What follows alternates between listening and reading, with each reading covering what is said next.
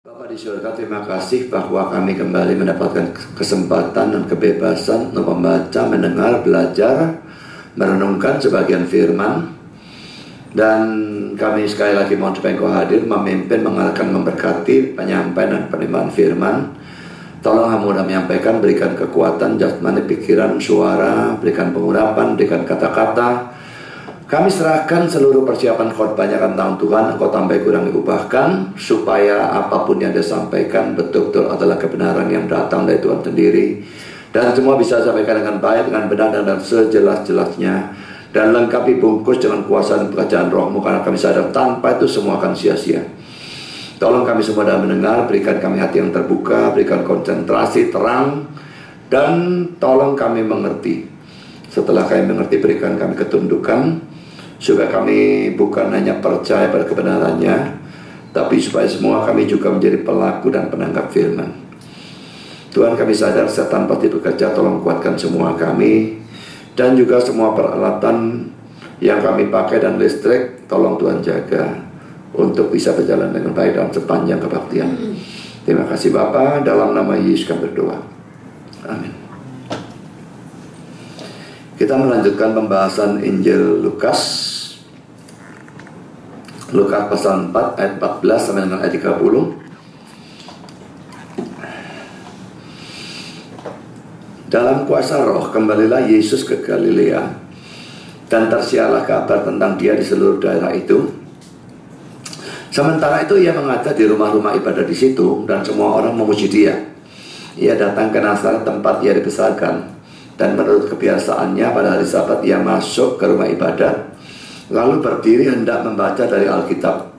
Kepadanya diberikan kitab Nabi Yesaya, dan setelah dibukanya ia menemukan nas di mana ada tertulis, Roh Tuhan ada padaku, oleh sebab ia telah mengurapi aku untuk menyampaikan kabar baik kepada orang-orang miskin. Dan ia telah mengutus aku untuk memberitakan pembebasan kepada orang-orang tawanan dan penglihatan bagi orang-orang buta, untuk membebaskan orang-orang yang tertindas, untuk memberitakan tahun rahmat Tuhan telah datang. Kemudian ia menutup kitab itu, memberikannya kembali kepada pejabat, lalu duduk. Dan mata semua orang dalam rumah ibadat itu tertuju kepadanya. Lalu ia mulai mengajar mereka, katanya, pada hari ini genaplah nas itu sewaktu kamu mendengarnya. Dan semua orang itu membenarkan dia, dan mereka heran atas kata-kata yang indah yang diucapkannya. Lalu kata mereka, bukankah ia ini anak Yusuf? Maka berkatalah ia kepada mereka, tentu kamu akan mengatakan pepatah ini kepadaku, hai tabib, sembuhkanlah dirimu sendiri, perbuatlah di sini juga di tempat asalmu ini segala yang kami dengar yang telah terjadi di Kapernaum. Dan katanya lagi, aku berkata kepadamu, sesungguhnya tidak ada nabi yang dihargai di tempat asalnya. Dan aku berkata kepadamu, dan kataku ini benar, pada zaman Elia terdapat banyak perempuan janda di Israel, ketika langit tertutup selama 3 tahun dan 6 bulan, dan ketika bahaya kelaparan yang hebat menimpa seluruh negeri. Tetapi Elia diutus bukan kepada salah seorang dari mereka, melainkan kepada seorang perempuan janda di Sarfat di tanah Sidon. Dan pada zaman Nabi Elisa banyak orang kusta di Israel, dan tidak ada seorang pun dari mereka yang ditahirkan, selain daripada Naaman orang Syria itu. Mendengar itu sangat marahlah semua orang yang di rumah ibadat itu. Mereka bangun lalu menghalau Yesus keluar kota, dan membawa dia ke tebing gunung tempat kota itu terletak, untuk melemparkan dia dari tebing itu. Tapi ia berjalan lewat dari tengah-tengah mereka, lalu pergi. Saudara, kita mulai dengan pelayanan Yesus ya. Jadi ada baptisan, lalu itu pada Lukas pasal 3 ya. Lalu pada Lukas pasal 4 ada pencobaan di padang gurun. Lalu sekarang mulai pelayanan. Jadi memang selalu ya, seperti saya katakan, kalau dia mau mulai pelayanan, maka serangan setannya datang. Tapi dia menang, dan dia sekarang mulai pelayanan. Saudara, ada beberapa hal yang akan saya bahas dalam persoalan pelayanan. Pertama saudara, di sini Yesus mulai melayani. Umur 30, itu memang tradisi mereka ya, pelayanan pada usia 30. Tapi tentu dalam hal itu kita tidak perlu meniru tradisi yang tidak ada di tempat ini. Yesus berkata memang bahwa dia datang untuk melayani, bukan untuk dilayani. Saya kira kata-kata ini luar biasa pentingnya. Seandainya saja setiap orang Kristen bukan cuma tahu, bukan cuma ngerti ayat ini, tapi betul-betul menghayati dan melakukan, alangkah hebatnya gereja. Ya, tetapi saudara, kebanyakan orang datang untuk dilayani, bukan untuk melayani. Tentu saudara tidak masalah saudara datang untuk dilayani, karena pada waktu saya berkhotbah mau tidak mau saudara dilayani. Tapi saudara tentu harusnya juga datang untuk melayani. Saudara, Yesus mengatakan sama seperti anak manusia datang bukan untuk dilayani, melainkan untuk melayani dan untuk memberikan nyawanya menjadi tebusan bagi banyak orang. Yang memberikan nyawa bagi banyak orang tentu kita tidak bisa lakukan. Tapi hidup kita ditujukan untuk melayani Tuhan, itu sesuatu yang mutlak harus terjadi. Saudara, tidak melayani itu dosa. Ya, jadi sesuatu yang saudara perlu camkan. Jangan pikir kalau saudara tidak melayani itu tidak masalah. Itu masalah besar. Kalau saudara bisa melayani banyak, saudara akan sedikit, dosa lagi. Jadi tetap saudara, kalau sudah ada pelayanan satu, pikirkan apakah ada pelayanan lain yang memungkinkan. Saya tidak bisa bergumul untuk hal itu. Setiap orang menggumulkan untuk dirinya masing-masing. Jadi saya berusaha untuk melayani.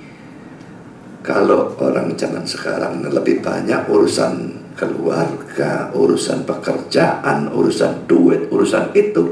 Tapi pelayanan itu sangat jarang. Saya kira itu tambah lama, tambah ngetren dalam gereja ya. Tapi saudara, itu jelas sesuatu yang salah. Saya tidak menyalahkan urusan keluarga, saya tidak menyalahkan urusan pekerjaan. Tapi kalau itu begitu banyak sampai tidak ada kesempatan untuk pelayanan, itu semua jadi salah. Jadi saudara, semua itu harus ada keseimbangannya. Dan keseimbangannya bagaimana, itu urusan saudara lagi bergumul dengan Tuhan. Nah, tapi saudara jelas bahwa Yesus penuh dengan pelayanan, dan kita juga harus melakukan pelayanan. Yang kedua saudara, peristiwa penolakan terhadap Yesus di Nazaret. Ini akan saya bahas secara teoritis dulu ya. Pertama, poin A. Oleh Lukas, ini diceritakan pada awal pelayanan Yesus. Ya, ini begitu pelayanan, langsung sudah ada penolakan. Ini Lukas ceritakan begitu. Tapi saudara, kalau poin B, oleh Matius dan Markus, itu dijelaskan atau diceritakan bukan pada awal pelayanan, tapi agak belakang. Misalnya Matius itu menceritakan pada Matius pasal 13. Jelas bukan pada Matius pasal awal-awal, tapi pasal 13, di pertengahan namanya, ayat 53 sampai 58. Markus itu cuma 16 pasal, dia menceritakan pada pasal 6, ayat sampai 6. Saudara, yang benar pada awal itu pada pertengahannya. Yang benar menurut saya, kalau kronologinya adalah Matius dan Markus. Karena apa? Lukas 4 ayat 23 yang tadi kita baca, itu sudah ada petunjuk sebetulnya bahwa sebelum peristiwa ini Yesus sudah melakukan pelayanan di Kapernaum. Coba kita lihat ya, Lukas 4 ayat 23, tadi kita baca, kita ulang ya. Maka berkatalah ia kepada mereka, tentu kamu akan mengatakan pepatah ini kepada wahai tabib, sembuhkanlah dirimu sendiri, perbuatlah di sini juga di tempat asalmu ini segala yang kami dengar yang telah terjadi di Kapernaum. Dan sudah pelayanan. Tapi aneh saudara, kalau dalam Matius, Yesus sudah melayani di Kapernaum itu dalam Matius 4 ayat 13, Matius 8 ayat 5, Matius 11 ayat 23. Dalam Markus 1 ayat 21, Markus 21. Dalam Lukas, baru dalam Lukas 7 ayat 1 dan Lukas 10 ayat 15. Nah, yang Lukas 4 mengatakan sudah di Kapernaum, tapi dalam Lukas diceritakan pelan Kapernaum, Lukas 7. Ini kok gak karu-karuan. Saudara, apakah Lukasnya salah?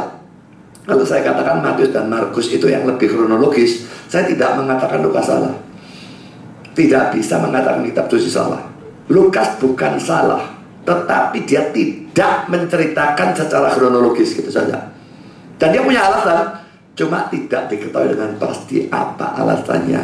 Dia ceritakan terbolak-balik semacam demikian, tidak tahu. Mungkin pada awal dia mau menunjukkan ini loh, reaksi secara umum terhadap pelayanan Yesus, penolakan. Mungkin itu mau ditunjukkan. Jadi pertama-tama langsung menunjukkan pada pembacanya, Yesus itu dari awal sudah tunjukkan ada penolakan. Ya, jadi saudara, memang tidak usah heran kalau pelayanan lalu ada penolakan. Tidak usah heran. Kemarin ini waktu Istra di Bali, saya SMS dan saya tanya, jadi Kamis ya, itu kan Kamis Jumat, Kamis malam saya sudah SMS sekitar sebelum jam 7. Ternyata dia tidak jawab, berarti dia sudah mulai acara, berarti dia tidak ngarep. Malamnya baru dia jawab melalui SMS-an, dan dia bilang, waktu dia SMS orang-orang untuk undang datang, ada satu orang yang bilang, aku sekarang sudah bergereja dan aku tidak akan mau datang lagi. Jadi tolong tidak usah di SMS aku lagi. Lucu apa tidak orang ngomong seperti itu? Kalau dia bergereja, lalu kenapa kalau diundang dalam acara yang lain? Kenapa ngomong seperti itu? Menurut saya mikir ini orang bukan cuma tidak mau datang, tapi mungkin punya maksud buruk, mau membuat kita kecil hati. Itu pemikiran saya, analisa saya. Ya, sampai ngomong nggak usah di SMS lagi dan sebagainya, aku toh tidak akan datang lagi. Jadi saudara, itu nggak usah dibikin heran kalau ada penolakan seperti itu. Bagi saya bilang kan, tidak usah digubris, jalan saja, peduli amat. Dan saya juga tidak bela nih ngingetin nomornya dia yang mana, tak coret atau apa, saya gak ngurus. Pokoknya saya misalnya curi datang, ya SMS KB bapak no, dia mau ngamuk, saya gak ngurus ya. Jadi saudara, jadi tidak diketahui ya apa sebab Lukas tidak kronologis itu saja. Jadi pertentangan ini saya kira sudah saya jelaskan, bukan kontradiksi, cuma Lukasnya tidak kronologis, Matius, Markus kronologis. Lukas memang sering tidak kronologis. Kemarin waktu membahas tentang pencobaan di padang gurun 2 dan 3 itu juga terbalik antara Matius dan Lukas, dan Matius yang kronologis, Lukas yang tidak kronologis. Jadi Lukas memang sering tidak kronologis. Yang ketiga, Yesus melayani dalam rumah-rumah ibadat atau sinagog. Ayat 15 dan 16 kita baca ya. Sementara itu ia mengajar di rumah-rumah ibadat di situ, dan semua orang memuji dia. Ia datang ke Nazaret, tempat ia dibesarkan, dan menurut kebiasaannya pada hari Sabat ia masuk ke rumah ibadat, lalu berdiri hendak membaca dari Alkitab. Jadi ada beberapa poin yang saya bahas ya. Pertama poin A ya, yang saya garis bawah itu ya, Yesus dikatakan menurut kebiasaannya pada hari Sabat ia masuk ke rumah ibadat. Jadi saudara, ini kebiasaan dia. Pada hari Sabat dia pergi ke sinagog. Kalau dia di Yerusalem pasti ke bait Allah. Tapi karena ini bukan Yerusalem, tidak ada bait Allah, maka dia pergi ke sinagog, rumah ibadat, dan bukan cuma berbakti, tapi dia melayani di sana. Lagi-lagi kelihatan pelayanannya. Jadi ini kebiasaan yang baik, yang harus ditiru. Jangan membiasakan sebaliknya. Soalnya di satu sisi ya, kalau orang pergi ke gereja itu sekedar suatu kebiasaan, itu salah. Nggak bisa pergi hanya karena kebiasaan. Kita mesti sadar, pergi ke gereja itu berbakti. Kepingin mendengar firman Tuhan, kepingin melayani Tuhan, kepingin memberi untuk Tuhan, kepingin bersekutu, itu harus ada. Tapi saudara, di sisi yang lain, membiasakan melakukan semua itu sesuatu yang baik. Ada orang-orang yang membiasakan sebaliknya, dan itu dikecam. Coba kita lihat dalam Ibrani 10, 24 dan 25. Dan marilah kita saling memperhatikan, supaya kita saling mendorong dalam kasih dan dalam pekerjaan baik. Janganlah kita menjauhkan diri dari pertemuan-pertemuan ibadah kita, seperti dibiasakan oleh beberapa orang. Tetapi marilah kita saling menasihati, dan semakin giat melakukannya menjelang hari Tuhan yang mendekat. Saudara, ini jelas-jelas sesuatu yang perlu ditekankan ya. Pergi ke gereja baik untuk berbakti, mendengar firman, bersekutu, maupun untuk melayani, itu tidak boleh dibiasakan tambah lama tambah males, tapi malah harus makin giat, makin giat, makin giat, makin giat. Saudara, apakah sudah semacam seperti itu? Memang sudah ya. Kalau pergi ke gereja-gereja yang Saudara datang pulang tidak dapat apa-apa, datang pulang tidak dapat apa-apa karena khotbahnya tidak ada isinya. Saya tidak bisa melihat bagaimana orang bisa makin giat. Bagi saya itu tidak masuk akal. Setiap datang kalau pulang tidak dapat apa-apa, itu tidak masuk akal. Tapi saudara, di sini firman diberitakan mati-matian. Tidak memungkinkan rasanya, biarpun kayak khotbah-khotbah yang lama pun saya tidak percaya saudara bisa tidak dapat apa-apa. Jadi saudara, kalau memang setiap kali datang dan setiap kali dapat, kenapa tidak makin lama makin rajin, makin lama makin giat? Kalau makin lama makin mundur, makin males. Ini ada sesuatu yang tidak beres dalam kehidupan saudara. Nah, saudara, sekarang kita masuk dalam poin B. Saya berikan komentar Calvin berkenaan dengan hal ini. Pada waktu Allah memerintahkan umatnya untuk tidak bekerja pada hari itu maksudnya hari Sabat ya. Waktu itu Sabtu jelas ya. Maka tujuannya bukannya supaya mereka bisa bermalas-malasan, tapi sebaliknya supaya mereka bisa melatih diri mereka dalam merenungkan pekerjaannya. Jadi saudara, hari Sabat itu kalau kita memang minggu ya, selalu yang dipikirkan orang pray-nya dulu. Nah ini yang salah saudara. Diliburkan untuk apa? Supaya bisa berbakti dan melayani pada hari itu. Itu tujuan utamanya. Jadi liburnya ini bukan primernya. Primernya itu adalah berbakti dan melayani Tuhan, bersekutu dengan Tuhan, bersekutu dengan sesama dan sebagainya. Itu primernya. Jadi kalau nomor satu ditekankan liburnya dulu, wah bisa pergi luar kota dan ini dan itu dan itu. Ini jadi salah, tidak karu-karuan. Nah, sekarang saudara poin C. Kalau saudara membaca pelayanan Yesus dan Rasul-Rasul, baca dalam seluruh kitab Injil maupun kisah Rasul ya, maka saya akan melihat bahwa mereka katakan jangan pergi gereja itu, pergi gereja lain.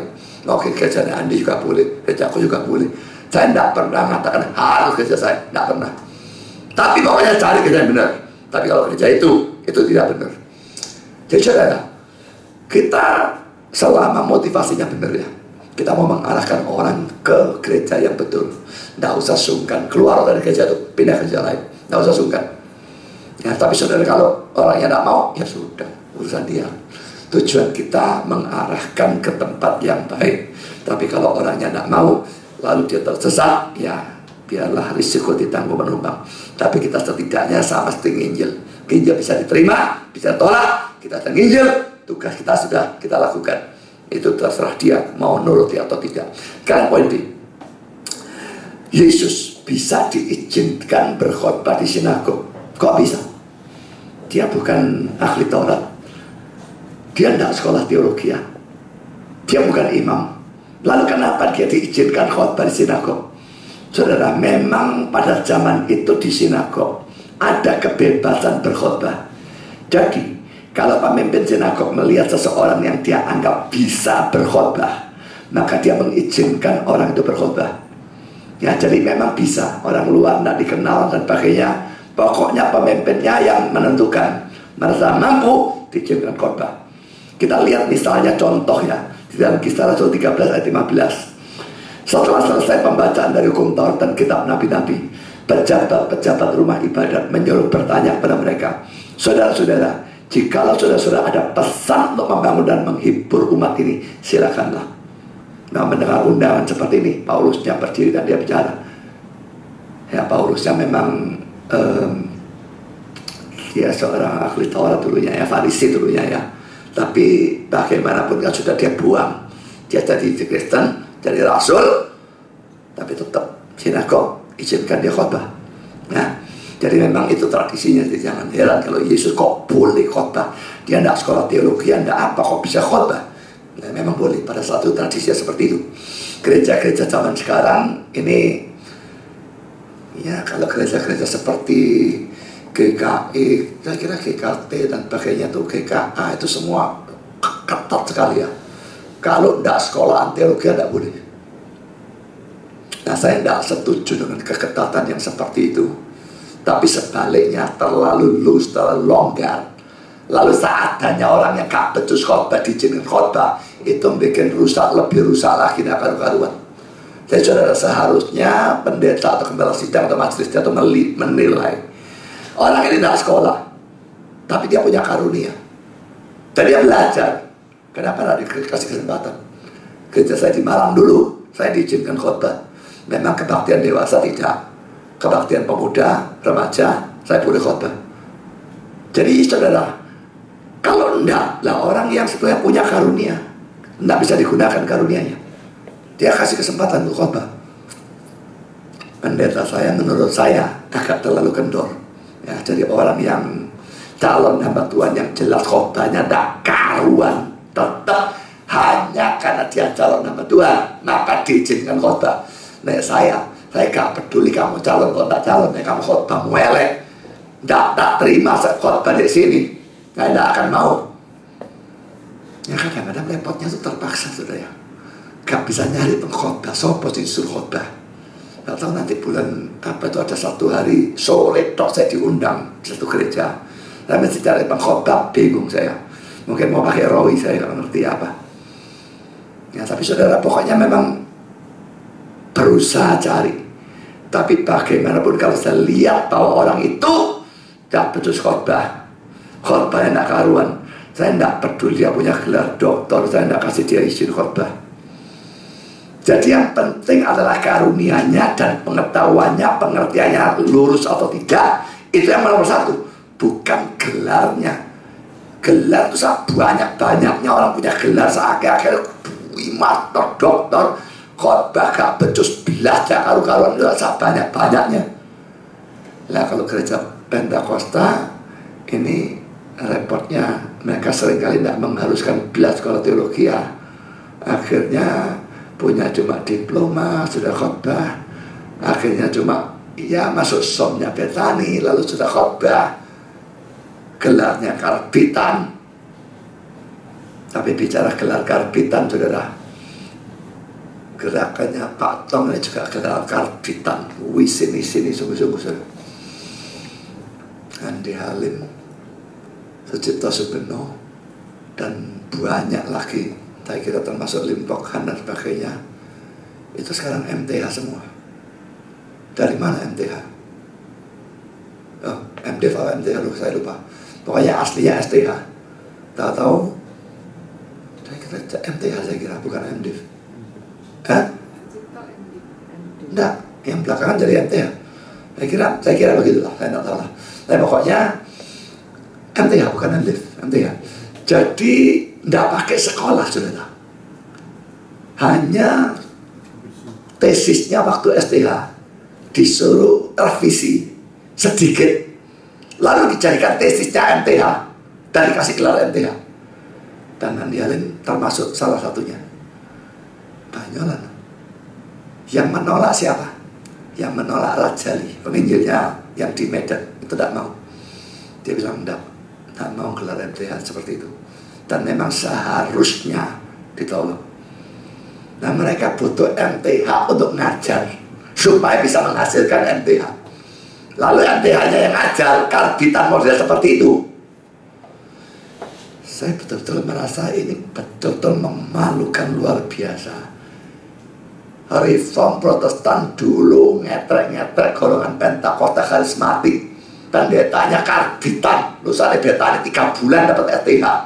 Sekarang yang ini kalau sampai 3 bulan dapat MTH. Kata Mbak Helen, saya habis pikir bagaimana itu Stephen Tong dan orang-orang dalam reform Injili itu bisa berpikir, bahkan mikir saja saya tidak akan mikir hal seperti itu. Apalagi mengizinkan. Betul-betul kegilaan yang luar biasa. Nah, jadi saudara, ini tentang orang yang boleh khotbah, tidak boleh khotbah. Memang menurut saya sebetulnya gelar penting tetap ya. Tapi ada orang-orang yang tidak entah karena alasan apa tidak memungkinkan. Kalau lihat dia punya karunia, saya akan izinkan. Lah Roy itu sengaja dia tidak mau punya gelar. Mau tesis, dia mandek. Tapi kita lihat dia punya karunia. Kenapa tidak dipakai? Makin saja tidak masalah. Jadi saya tidak peduli dengan gelar, tidak terlalu pusing dengan gelar. Karena sudah poin keempat, penekanan utama dalam pelayanan Yesus itu adalah pemberitaan firman Tuhan. Ya kalau saudara lihat pelayanan dia memang banyak menyembuhkan juga, lalu ngusir setan apa. Tapi yang paling banyak di atas semua adalah pemberitaan firman Tuhan. Coba kita lihat sekali lagi ya, ayat 15 sampai dengan ayat 21 ya. Sementara itu ia mengajar di rumah-rumah ibadat di situ. Jadi banyak rumah ibadat, bukan cuma satu. Dan semua orang memuji dia. Ia datang ke Nazaret, tempat dia dibesarkan. Dan menurut kebiasaan pada saat dia masuk ke rumah ibadat, lalu berdiri dan membaca dari Alkitab. Laki-laki firman ya, kepada yang diberikan kitab Nabi Yesaya. Dan setelah dibukanya, ia menemukan nas di mana ada tertulis ini sampai ayat 20. Lalu ayat 20, kemudian ia menutup kitab itu. Menutup itu memang itu pasti gulungan ya. Memberikannya kembali kepada pejabat, lalu duduk, dan mata semua orang dalam rumah ibadat itu tertuju kepadanya. Lalu ia mulai mengajar mereka, katanya, pada hari ini genaplah nas ini sewaktu kamu mendengarnya. Jadi saudara, seluruh teks ini jelas menunjukkan dia menekankan dalam pengajaran firman, pemberitaan firman. Saudara, karena dalam pelayanan pada Tuhan, kita pun harus sangat menekankan pemberitaan firman. Kalau saudara tidak punya karunia pemberitaan firman, tentu saja saudara tidak harus melayani di sana. Kalau memang tidak punya karunia di sana, tapi penginjilan pribadi tetap bisa dilakukannya pribadi. Tapi kalau pemberitaan massal, tidak punya karunia ngajar sekolah minggu, jangan jadi guru sekolah minggu. Saya minta dengan hormat, jangan merusak anak saudara. Apalagi tidak punya karunia khotbah, lalu jadi pengkhotbah. Buyar, tidak karu-karuan. Saya kira semua saudara pernah, bahkan sering mendengar pengkhotbah yang tidak becus khotbah. Saudara pikirkan kroso bagaimana? Bencero kan? Ya bencero ya menyebalkan, cuma buang waktu dan mumet, gak tahu juntrungannya pergi kemana. Saudara berkat? Gak bakal diberkati, gak mungkin. Jadi kalau memang tidak punya karunia pelayanan firman, jangan melakukan pelayanan firman. Tapi saya tetap bisa mendukung apapun yang bisa saya lakukan, mendukung pelayanan firman. Bisa. Seperti silangan organ, mendukung pelayanan firman di gereja ini bisa. Atau mendukung dalam keuangan orang-orang yang memang melakukan pelayanan firman dengan baik, bisa. Jadi apa saja saudara. Jadi saudara tidak harus saudara lihat khotbah, tapi mendukung supaya pelayanan firman yang baik itu bisa terjadi. Ingat, selalu paling utama pelayanan firman, apakah itu pemberitaan Injil, pengajaran, semua itu adalah yang nomor satu di dalam gereja. Karena saudara, nomor dua, pemberitaan firman Tuhan oleh Yesus. Pertama saudara, Yesus itu berdiri pada waktu membacakan kitab suci, itu ayat 16. Tapi duduk pada waktu berkhotbah, ayat 20. Coba kita baca ayat 16 dan 20 ya. Ia datang ke Nazaret, tempat dia dibesarkan. Dan menurut kebiasaannya pada saat dia masuk ke rumah ibadat, lalu berdiri hendak membaca dari Alkitab. Ayat 20. Kemudian dia menutup kitab itu, memberikannya kembali kepada pejabat, lalu duduk, dan mata semua orang dalam rumah ibadat tertuju padanya. Lalu dia mulai mengajar. Saudara, ini memang merupakan kebiasaan pada saat itu, berdiri waktu membacakan ayat-ayat Alkitab, menunjukkan sikap hormat terhadap firman Tuhan. Tapi pada waktu berkhotbah, itu biasanya dilakukan dengan duduk. Saudara, nanti kita akan lihat ya. Tapi tetap kadang-kadang juga khotbah pun dilakukan dengan berdiri. Coba kita lihat ya, Kisah Rasul 16 ayat 13 dan kebalikannya, Kisah Rasul 13 ayat 16. Ya, yang kita Kisah Rasul 16 ayat 13. Pada hari Sabat kami keluar pintu gerbang kota, kami menyusur tepi sungai dan menemukan tempat sembahyang Yahudi yang sudah kami duga dari situ. Setelah duduk, kami berbicara pada perempuan-perempuan yang ada di situ. Ini duduk, ya, khotbah dengan duduk. Kisah 13 ayat 16 sebaliknya. Maka bangkitlah Paulus yang berisiat dengan tangannya, lalu berkata, hai orang-orang Israel, dan sebagainya. Jadi saudara, tidak ada keharusan ya duduk atau berdiri.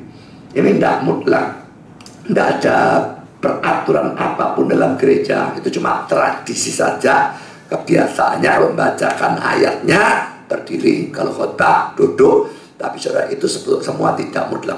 Yang penting adalah dalam hati kita menghormati baik ayat yang dibacakan, maupun pada waktu ayat-ayat itu dijelaskan, selama penjelasannya itu memang benar. Ini berlaku untuk orang yang menyampaikan firman, berlaku juga untuk orang yang mendengar firman. Saudara, mengapa dulu waktu di Exodus beberapa kali saya undang ya, lama-kelamaan saya pikir tidak bisa gambelan yang undang dia. Terlalu banyak banyolannya.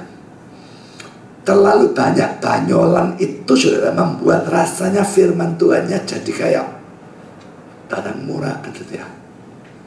Kita kudu apa ya, karena terlalu banyak dan banyolannya yang konyol-konyol dan kadang-kadang overacting dan sebagainya ya, membuat rasanya firman Tuhannya itu jadi kayak otoritasnya tuh berkurang atau bahkan hilang.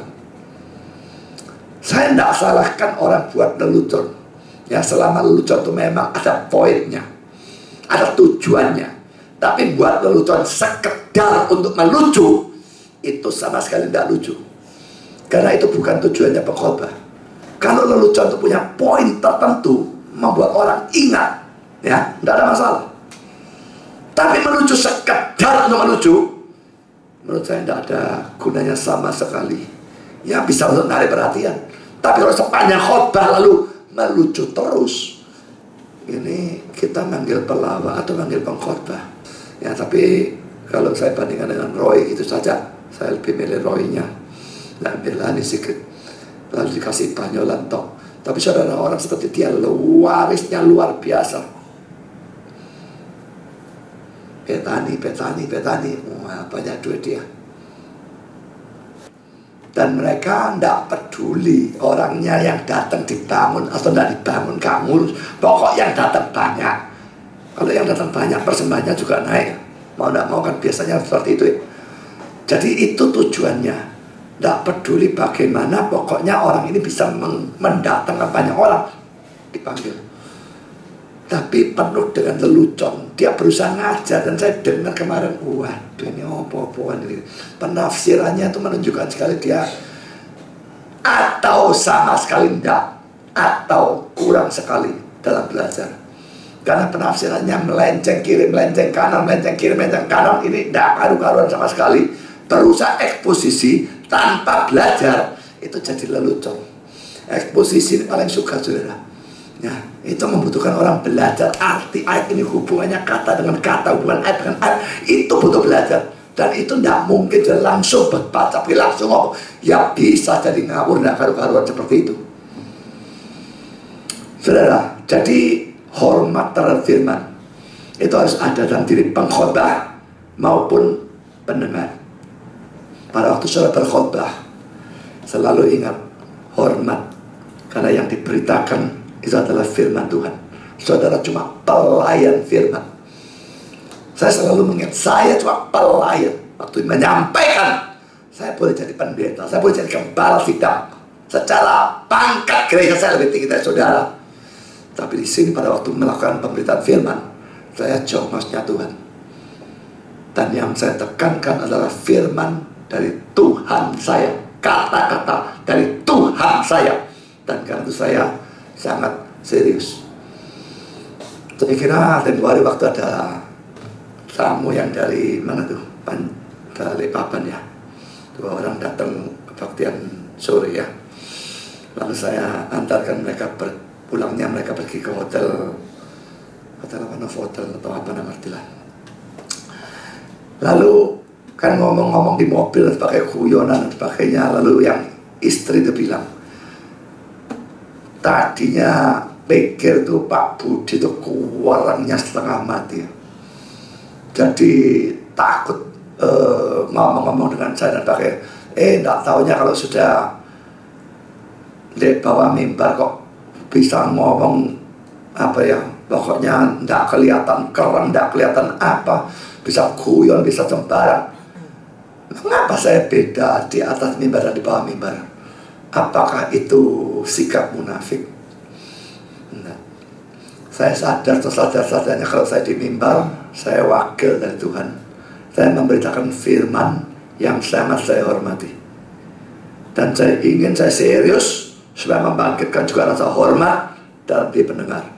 Kalau saya banyolan lelucon, tidak karu-karuan kayak Sigit begitu, Nah ini membuat orang menganggap ini firman konyol, ini banyak leluconnya dari firmannya. Tidak merasa seperti mendengar firman, merasa seperti nonton ludruk. Itu tidak menimbulkan hormat, saudara. Ya, jadi saudara, hati-hati pada waktu mendengar firman. Apakah saudara dekat dengan pengkhotbah? Konco baik, bahkan saudara atau bahkan saudara ayah dari si pengkhotbah. Ini anakku yang khotbah loh. Tidak peduli anak atau bukan anak, teman atau bukan teman. Pada saat khotbah, bedakan urusan itu. Urusan teman, urusan apa? Lain urusan. Pada waktu dia memberitakan, dia wakil Tuhan. Selama dia memberitakan firman dengan benar, tanggapi dengan hormat. Kalau saudara ngantuk atau bicara satu dengan yang lain, atau biarkan anak saudara ribut, lari-lari waktu firman dan sebagainya, jelas saudara sangat tidak menghormati firman. Saya sangat heran dengan orang tua yang gak bisa didik anak dan dibiarkan anaknya lari-lari, rame dibiarkan terus itu tak kaplok bisa anak bisa bapak ini. Jengkel sekali melihat yang semacam demikian. Kan saudara kacau semua khotbah karu-karuan. Lebih-lebih saudara dengar firman lalu saudara ngomong, dalam hati biasanya tak mungkin berani ngomong terang-terangan apalagi sama saya. Wah, itulah omongan dari pendeta. Ini sikap kurang ajar, saudara. Ini ada hormat belas. Kecuali saudara bisa buktikan bahwa kata-kata saya itu tidak sesuai firman, saya tidak boleh ngomong seperti itu. Kalau kata-kata saya memang sesuai firman, itu adalah firman Tuhan. Dan jangan sekali-kali pernah berkata, itu omongannya Pak Budi, itu kata-kata pendeta. Kita lanjut ke poin kedua, ayat 18 dan ayat 19. Itu diambil dari Yesaya 61 ayat 1 dan 2. Kita baca ya, untuk menunjukkan dua bagian begitu miripnya. Memang tidak persis blok. Saya kira mungkin diambilnya dari Septuaginta sehingga ada perbedaannya. Ayat 18-19, Roh Tuhan ada padaku, oleh sebab Ia telah mengurapi aku untuk menyampaikan kabar baik kepada orang-orang miskin, dan Ia telah mengutus aku untuk memberitakan pembebasan kepada orang-orang tawanan dan penglihatan bagi orang-orang buta, untuk membebaskan orang-orang yang tertindas, untuk memberitakan tahun rahmat Tuhan telah datang. Ya, itu ayat 18-19 Lukas 4. Dikutip dari dari Yesaya 61 ayat 1 dan 2. Roh Tuhan Allah ada padaku, oleh karena Tuhan telah mengurapi aku. Ia telah mengutus aku untuk menyampaikan kabar baik kepada orang-orang sengsara dan merawat orang-orang yang lemah hati, untuk memberitakan pembebasan kepada orang-orang tawanan dan kepada orang-orang yang terkurung kelepasan dari penjara, untuk memberitakan tahun rahmat Tuhan dan hari pembalasan Allah kita, untuk menghibur semua orang berkabung. Saya tidak ngerti bisa ada perbedaan-perbedaan yang cukup nemen khususnya pada bagian akhir ya. Saya tidak ngerti kenapa itu bisa terjadi. Apa Septuaginta ada tambahan atau kayak gimana, saya tidak ngerti bagaimana. Ya, atau ada justru penghilangan atau bagaimana. Bagian akhirnya bisa berbeda, saya tidak tahu. Tapi sudah ada beberapa hal yang saya jelaskan. Pertama, saudara, poin A. Di sini digunakan istilah-istilah banyak ya. Orang miskin, tawanan, orang buta, orang yang tertindas, lalu juga istilah pembebasan, penglihatan, membebaskan. Saudara, pertama, ini semua kata-kata atau istilah-istilah ini jelas digunakan dalam arti rohani, bukan jasmani. Jadi orang miskin bukan orang tidak punya duit, tapi miskin secara rohani. Tawanan bukan orang yang di penjara, tidak. Buta rohani, bukan orang buta dalam arti tertutup, pijak, tidak. Tertindas, bukan ditindas, tapi tindas oleh setan dan sebagainya. Dibebaskan, bisa melihat dan sebagainya. Itu juga semua dalam arti rohani. Kita lihat dari mana? Pertama, lihat poin A ya. Kisah 26 ayat 17b dan ayat 18. Dan aku akan mengutus engkau pada mereka untuk membuka mata mereka. Ini membuka mata mereka dalam arti apa? Jelas rohani, saudara ya. Supaya mereka berbalik dari kegelapan kepada terang. Gelap dan terangnya jasmani apa rohani? Jelas rohani, saudara. Dan dari kuasa iblis kepada Allah, supaya mereka oleh iman mereka kepada aku memperoleh pengampunan dosa dan bagian dalam apa yang ditentukan untuk orang-orang yang dikuduskan. Jelas, saudara, teks ini ada hubungannya. Dan karena itu jelas arti dari yang tadi, semua istilah itu tanpa kecuali itu adalah dalam arti rohani. Lalu saudara, argumentasi yang lain bahwa ini arti rohani, peristiwa di mana Yohanes Pembaptis itu masuk penjara dan Yesus ternyata tidak membebaskan dia. Kalau membebaskan orang-orang tawanan itu diartikan jasmani, loh ya dia mesti mengeluarkan Yohanes Pembaptis dari penjara. Nyatanya enggak. Bahkan rasul-rasul ya pernah ada yang dikeluarkan, Paulus pernah dikeluarkan, Petrus pernah 2 kali. Tapi yang di penjara lalu mati syahid juga ada. Jadi jelas bahwa pembebasan orang-orang tawanan itu harus diartikan di dalam arti rohani, tidak bisa arti jasmani. Karena kedua, istilah-istilah orang miskin, tawanan, orang buta, orang yang tertindas, itu semua menunjuk pada keadaan manusia tanpa Kristus. Bayangkan, orang miskin, tawanan, orang buta, orang yang tertindas. Semua ini istilah yang tidak menyenangkan. Pausnya bilang, ateis pun bisa masuk surga, orang agama lain tanpa Kristus bisa masuk surga, biarpun tetap katanya dia masuk surganya dengan penebusan Kristus. Orang yang tidak percaya tetap ditebus dan diampuni, dimasukkan surga. Bagus sekali. Itu kata-katanya Paus. Nah, Calvin berkata demikian, sang Nabi menunjukkan bagaimana kerajaan gereja sebelum manifestasi Injil dan bagaimana keadaan semua kita tanpa Kristus. Saudara, saya tidak peduli saudara ganteng, saudara ayu, saudara bodi yang bagus, saudara pinter. Saya tidak peduli apapun secara sekuler. Wah, ya pangkat tinggi. Tanpa Kristus, inilah gambaran saudara. Saudara rohani, orang miskin, tawanan, orang buta, orang tertindas. Tidak ada yang bagus saudara. Ya, itu gambaran manusia tanpa Kristus. Kita harus sadar ya, tanpa Kristus keadaan kita secara rohani betul-betul buruk. Makanya si Paulus bilang, tak apa-apa agama lain ateis tetap bisa masuk surga dengan berbuat baik. Konyol sekali saudara, lucu luar biasa. Lalu omongan ini apa artinya semua? Kalau kita tidak sadar hal ini, kita tidak akan datang kepada Kristus. Jadi saudara tidak cukup datang ke gereja ya. Saya tidak cukup datang pada, tapi saudara datang kepada Kristus. Karena tanpa Kristus keadaan secara rohani adalah ini. Mari kita bandingkan dengan ayat lain saudara. Wahyu 3:17-18. Ini bicara tentang orang Laodikia ya. Jemaat Laodikia itu kaya. Karena engkau berkata aku kaya. Kayanya jasmani ya. Dan aku telah memperkayakan diriku dan aku tidak kekurangan apa-apa. Ini semua arti jasmani. Dan karena kau tidak tahu bahwa engkau melarat, ini arti rohani saudara, dan malang, miskin, buta, dan telanjang, ini semua rohani, maka aku menasihatkan engkau supaya engkau membeli daripadaku emas yang tadi murnikan dalam api, ini rohani lagi, agar engkau menjadi kaya, rohani lagi, dan juga pakaian putih, rohani lagi, supaya engkau memakainya agar jangan kelihatan ketelanjanganmu yang memalukan, ini semua rohani lagi, dan lagi minyak untuk meluas matamu supaya engkau dapat melihat. Semua dalam arti rohani. Dan ini semua cocok dengan yang tadi. Jadi jelas arti rohani. Kalau yang rohani dijadikan sekuler atau dijadikan dalam arti jasmani, terjadi segala macam kekacauan. Ya, teologi kemakmuran. Ikut Yesus jadi kaya. Kayanya jasmani. Kaya rohani saya setuju. Kaya jasmani bisa, tapi tidak ada janji Tuhan. Tapi mereka menganggap itu janji Tuhan. Bahkan kesembuhan dan dari penyakit dan bahkan itu dijanjikan oleh Tuhan. Tuhan tidak pernah janji saudara. Beberapa hari yang lalu dengarkan khotbah juga orang ngomong, bukan khotbah atau Jerman atau apa gitu ya. Saya lupa itu khotbah atau Jerman, tapi pokoknya radio petani-petanian itu. Orang yang sakit jantung Tuhan, oh dia doa sih. Tolong berikan jantung yang baru. Sampai saya udah guyu saudara sampai dengar. Dengarnya udah guyu. Sembuhkan sakit jantungnya itu pasti masuk akal, diberikan jantung baru.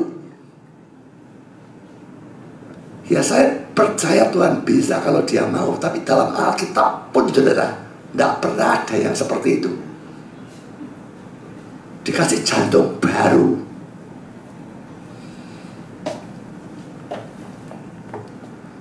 Banyak orang karena tidak ngerti firman, doanya pun tidak karu-karuan. Doa sangat dipengaruhi oleh firman ya.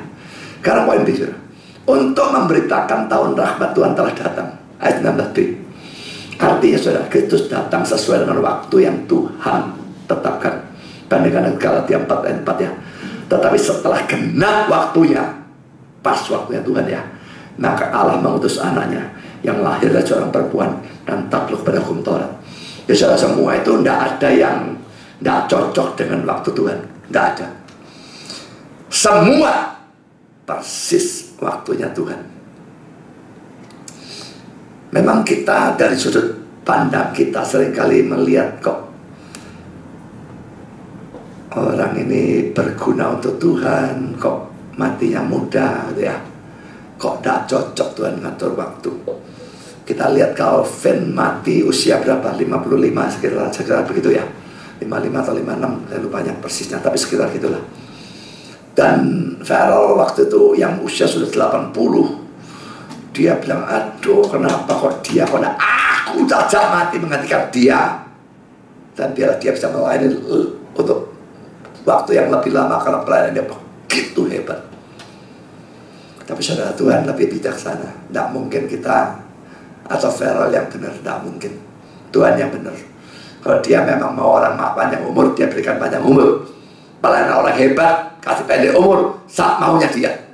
Lah itu Rasul Yakobus saudara, itu mati dalam Kisah Rasul pasal 12 sudah mati. Yohanes Pembaptis pelayanan berapa tahun? Dia muncul setengah tahun sebelum Yesus kan pelayanannya. Lalu pada masa pelayanan Yesus dia dipenggal. Dia pelayanan berapa tahun ya Pembaptis? Pendek sekali. Rasul Yakobus juga pendek sekali. Sebaliknya saudara, saya lupa nama orang itu, presiden yang keempat dari Saksi Yehova ya. Itu matinya umur 99. Jadi orang sesat gak mati-mati, orang yang gendang-gendang ini mati cepat.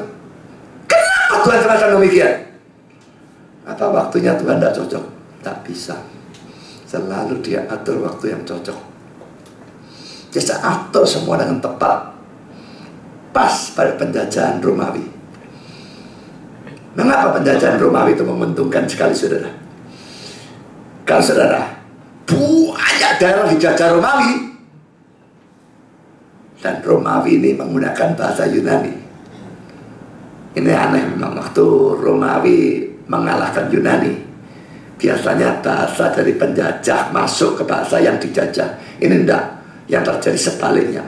Bahasa Yunani yang diadopsi oleh orang-orang Romawi, dan dia lalu menjajah banyak.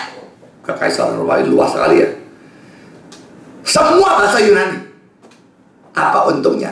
Yesus lahir pada saat seperti itu. Untungnya waktu Kristen disebarkan, rasul-rasul gak perlu belajar bahasa macam-macam. Pokoknya mereka semua bisa Yunani, karena lahir sana pasti bisa Yunani. Maka mereka pergi ke sana bisa Yunani, pergi ke sana bisa Yunani.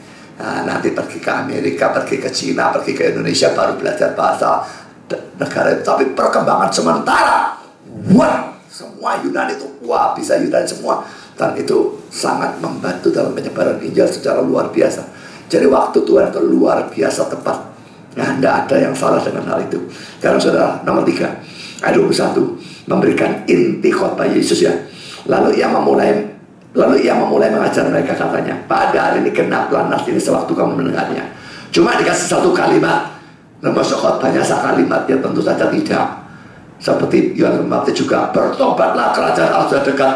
Lah masa khotbahnya itu toh. Lah kalau dikasih khotbahnya seluruhnya ya tidak mari-mari saudara. Ini tentu saja cuma intinya ya, atau penekanan terutama. Itu yang ditekankan, dituliskan di sini, tidak seluruhnya. Nah, dengan kata-kata ini saudara, dia memaksudkan bahwa Mesias yang digambarkan dalam Yesaya 61 ayat 1 dan 2, yang lalu dia kutip dalam Lukas 4 ayat 18-19, itu adalah dirinya sendiri. Jadi pada waktu kamu mendengar nas ini digenapi, dia berkata, Mesias yang dinubuatkan dulu itu sekarang aku. Ini pengakuan yang luar biasa nekat, saudara ya. Luar biasa nekat. Tapi sekarang kita lihat reaksinya bagaimana, saudara. Bermacam-macam reaksi terhadap pelayanan dia ya. Tapi bukan terhadap khotbah yang satu itu. Ini macam-macam pelayanan juga. Pertama, waktu dia berkhotbah di daerah Galilea, dikatakan semua orang memuji dia, ayat 15. Sementara ia mengajar di rumah-rumah ibadah di situ, dan semua orang memuji dia. Saudara, memuji dia. Memang terus terang ya, kalau saya khotbah lalu orang memuji, waduh khotbahnya bagus, senang juga. Tapi saya sadar sesadar-sadarnya, orang memuji khotbah bagus itu belum tentu menanggapi secara positif. Belum tentu orangnya percaya pada apa yang saya khotbahkan. Belum tentu orang yang melaksanakan apa yang saya khotbahkan. Sehingga cuma memuji bagus itu sebetulnya belum tentu ada apa-apanya. Bisa saja secara intelektual dia menilai, wah khotbahnya ini sistematikanya kena, ya bisa dimengerti, ada ujung pangkalnya terarah dengan baik dan sebagainya. Maka dia berkata secara intelektual bagus. Apakah itu menunjukkan dia rindu firman? Belum tentu. Kenyataannya banyak orang bilang khotbahnya bagus, tapi diundang datang gak datang lagi. Itu banyak-banyaknya, sering-seringnya saya mengalami hal semacam demikian. Luar biasa sering. Seperti persekutuan yang di Wisma Permai yang tanya jawab sampai jam 12 lebih. Satu pun tidak ada yang muncul di sini. Kalau mereka rindu firman, kenapa? Mereka bilang senang khotbah saya. Ngomong terang-terangan eksplisit sudah di depan umum. Dan mereka tanya sampai jam 12 menunjukkan, wah kayaknya kerinduan firman. Wah, tidak datang ke sini satu pun tidak ada. Satu kali pun tidak pernah. Sampai saya bingung, orang-orang ini rindu firman kenapa tidak datang? Dulu sudah waktu saya pertama-tama bertobat rindu firman, pendeta bagus datang, saya cari. Surabaya waktu memang tidak sebesar sekarang ya. Tapi saya dari rumahnya Jalan Waspada pergi GKI di Darmo, di Ponorogo lah gendeng. Rumahnya di Waspada kok pergi di Ponorogo. Tapi saya gak ngurus. Pokoknya pengkhotbah bagus, cari. Jauh saya datang. Tapi orang-orang ini bilang senang, cuma tak muncul. Aneh. Lalu yang senang apa? Cuma senang secara intelektual, itu tebakan saya. Itu analisa saya. Kalau dia senang betul-betul rohani, rindu, dia akan cari. Tapi kalau cuma senang intelektual, enggak. Di Bali juga sudah banyak seperti, wah senang. Gak muncul lagi. Diundang-undang, ya gak datang. Apa saja alasannya untuk enggak datang. Ada saja. Ada tamu kayak luar negeri, kayak apa, wah ada saja. Padahal kita sudah umumkan jauh sebelumnya. Dia bisa siapkan waktu sebetulnya, tapi dia tidak siapkan. Jadi memuji itu ya bagaimanapun reaksi yang kelihatannya positif, tapi belum tentu betul-betul positif. Tapi masih ini terbaik dibandingkan reaksi-reaksi yang lain. Mari kita lihat sekarang poin kedua. Pada waktu dia berkhotbah di Nazaret, Nazaret namanya kota, Galilea itu kayak kabupatennya atau provinsinya begitu ya. Lalu Nazaret kotanya, itu salah satu kotanya. Pada waktu dia berkhotbah di Nazaret, sikap pendengarnya dinyatakan dalam ayat 22 ya. Kita baca, dan semua orang itu membenarkan dia. Ini dari mana menerjemahkan ini? Dan mereka heran akan kata-kata yang indah yang diucapkannya. Lalu kata mereka, bukankah ia ini anak Yusuf? Saya berikan 3 bagian yang saya garis bawahi. Pertama saudara, mereka membenarkan dia. Ini terjemahan ngawur saudara. NIV berbicara baik tentang dia. NASB berbicara baik tentang dia juga. Terjemahan hurufiah, bore witness to him, memberi kesaksian kepadanya. Terjemahan hurufiahnya ini memberi kesaksian kepadanya. Sama sekali tidak jelas saudara apa yang dimaksud dengan bagian ini. Tapi jelas tidak bisa diartikan membenarkan dia. Kalau membenarkan dia, berarti mengakui omongannya dia benar, mengakui dia sebagai Mesias, dan itu sama sekali tidak. Ya, jadi memberi kesaksian kepadanya itu terjemahan urufiahnya. Tidak tahu apa yang dimaksudkan betulnya. Karena poin B, mereka heran akan kata-kata indah yang diucapkan. Saudara, kata-kata indah itu terjemahan urufiahnya words of grace, kata-kata kasih karunia. Artinya kata-kata penuh kasih, tidak seperti ahli Taurat yang tidak berperasaan, atau dia mengucapkannya dengan cara yang menarik. Tapi saya kira lebih condong pada arti pertama, penuh dengan kasih. Nah, lain dengan ahli Taurat yang tidak pakai perasaan, belas tak punya perasaan pada waktu khotbah. Kedua, ingat, mereka dikatakan heran ya, bukan dikatakan kagum atau senang atau apapun. Heran. Heran itu apa positif apa negatif? Gak tahu saya. Ya, tapi tidak ada positifnya sama sekali, belum tentu positif kalau heran. Ketiga sekarang poin C, ini negatif saudara. Mereka berkata, bukankah ia ini anak Yusuf? Bandingkan ini Matius 13, 55-57, Markus 6 ayat 3 saya tidak bacakan. Mereka tidak bisa nerima bahwa Yesus anak Yusuf. Mereka kenal sebagai anak Yusuf, ya, yang dari kecil bersama mereka. Mungkin waktu kecil mainan bareng. Bangsa kota Nazaret, dia dikecilkan di sana. Dia lahir Bethlehem, tapi dibesarkan di Nazaret. Jadi dibesarkan sebagai anak dan sebagainya. Pasti main bareng. Ternyata konconya mainan nekel ini, dulu ada nekel, saya tidak tahu dulu mainannya apa. Konco mainannya ini adalah Mesias yang ditunggu-tunggu ribuan tahun. Mereka tidak bisa membayangkan itu sama sekali. Jadi ini komentar Calvin. Karena itu penduduk Nazaret terpaksa mengakui dan mengagumi Allah berbicara dalam Kristus. Tetapi mereka secara sukarela menolak untuk memberikan kepada ajaran surga dari Kristus hormat yang layak didapatkannya. Khotbahnya jelas, pasti bagus, dia tidak mungkin jelek. Masa Yesus karunia khotbahnya jelek? Itu tidak pernah masuk di akal sama sekali. Ajarannya pasti bagus, secara logika pasti hebat. Tapi konco mainanku Mesias ini terlalu berat untuk diterima bagi mereka. Ya memang kalau dipikir-pikir saudara, iman itu pemberian Allah ya. Ya mereka memang sudah dikasih iman. Tapi saudara, kita tidak bisa melihat hanya dari sudut Allahnya, dari sudut orangnya. Orangnya bertanggung jawab untuk percaya pada kebenaran firman. Yesus memberitakan kebenaran, mereka tidak percaya, tidak mau tahu apa alasannya, mereka salah, titik. Kalian poin keempat, penolakan terhadap Yesus. Kalau tadi itu cuma semacam ya, bukankah dia anak Yusuf, yang tidak terlalu nemen. Tapi saudara, kita lihat lanjutannya ya. Pertama saudara, kata-kata Yesus dalam ayat 23 sampai dengan 27 ya. Kita bahas ayat poin ayat 23. Maka berkatalah ia pada mereka, tentu kamu akan mengatakan pepatah ini kepadaku, hai tabib, sembuhkanlah dirimu sendiri. Perbuatlah di sini juga di tempat asalmu ini, sekali telah kami dengar yang telah terjadi di Kapernaum. Saudara, seorang tabib itu sering disuruh untuk membuktikan kehebatannya dengan menyembuhkan dirinya sendiri. Diri sendiri dekat ya, baru menyembuhkan orang lain jauh. Tapi saudara, Yesus melakukan mujizatnya di Kapernaum jauh.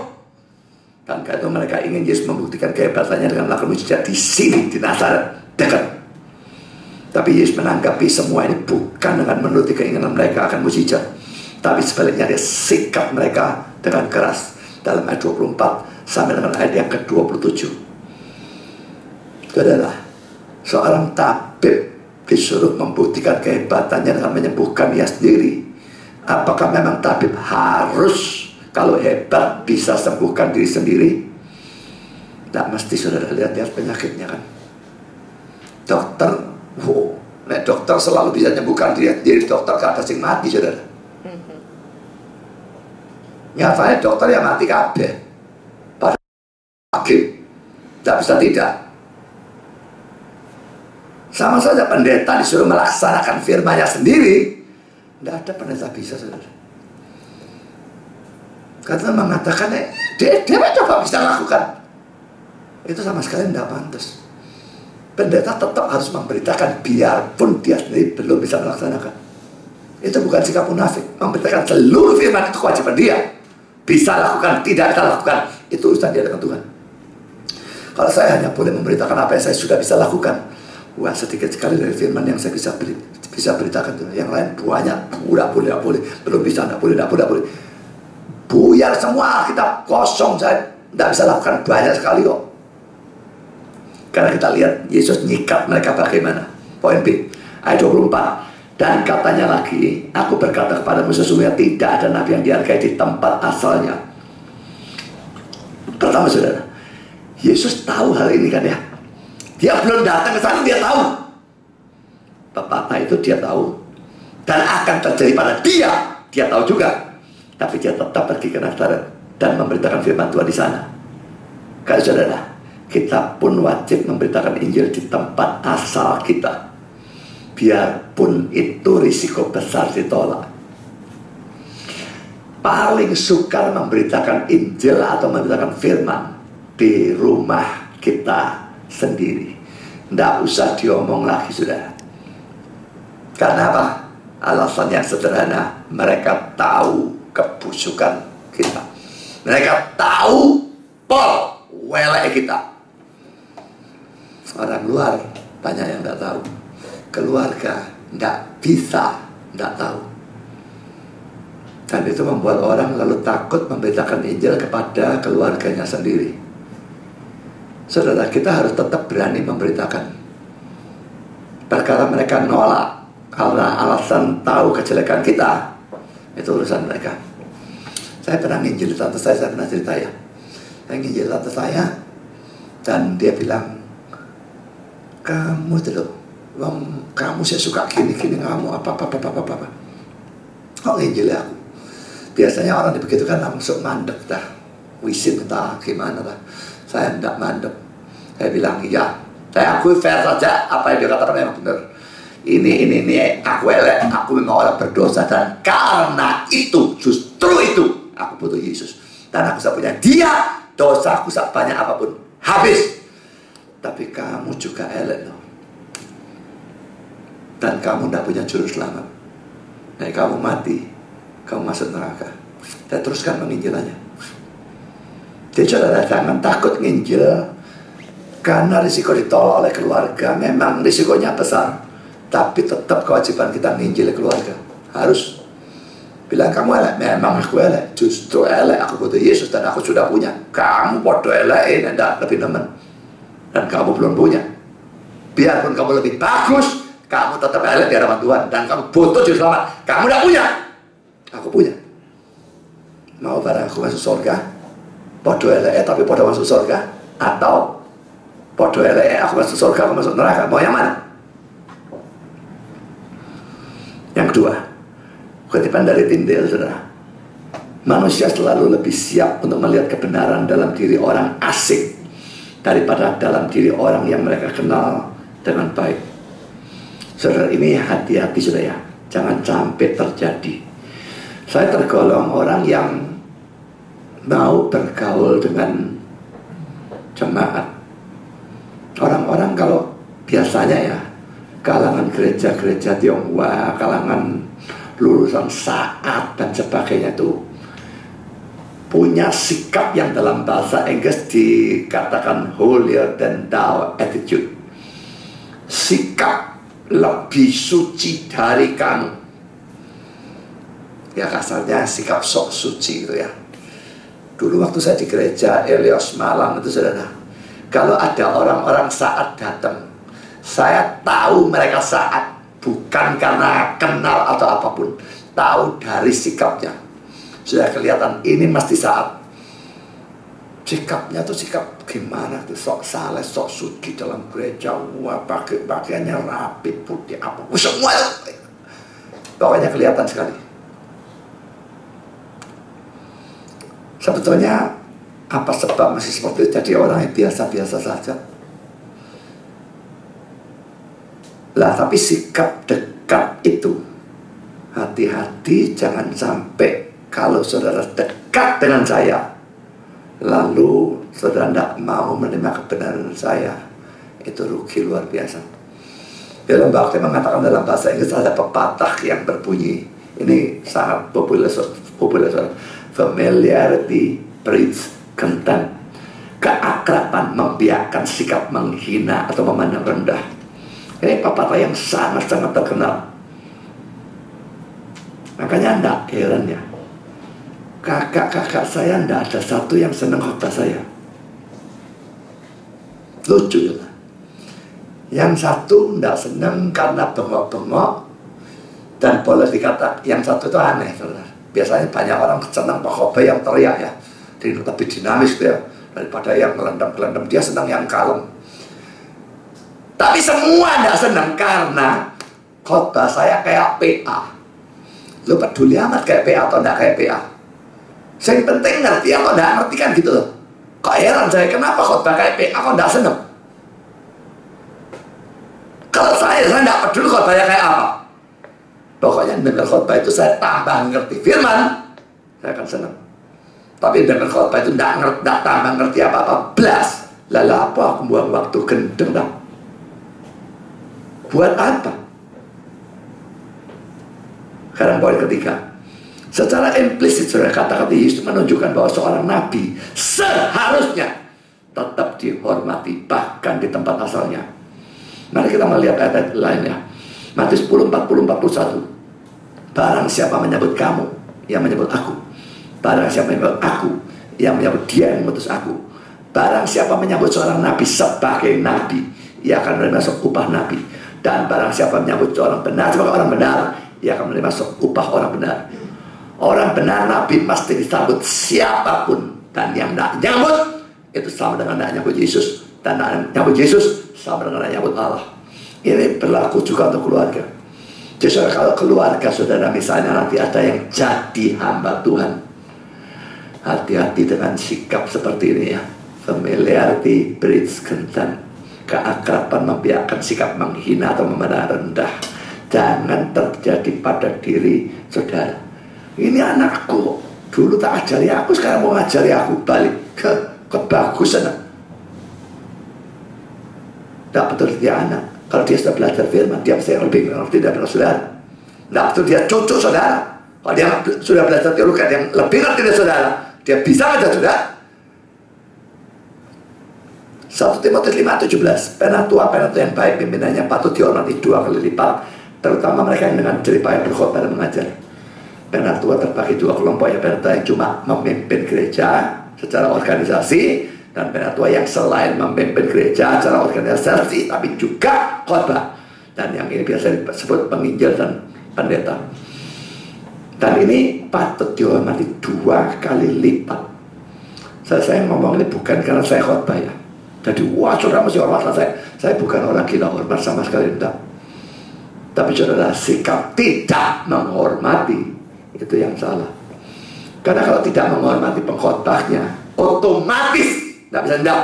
Saya tidak akan menghormati firman yang diberitakan juga. Tidak bisa tidak. Susah mau tidak itu susah. Benar yang saya berkata demikian.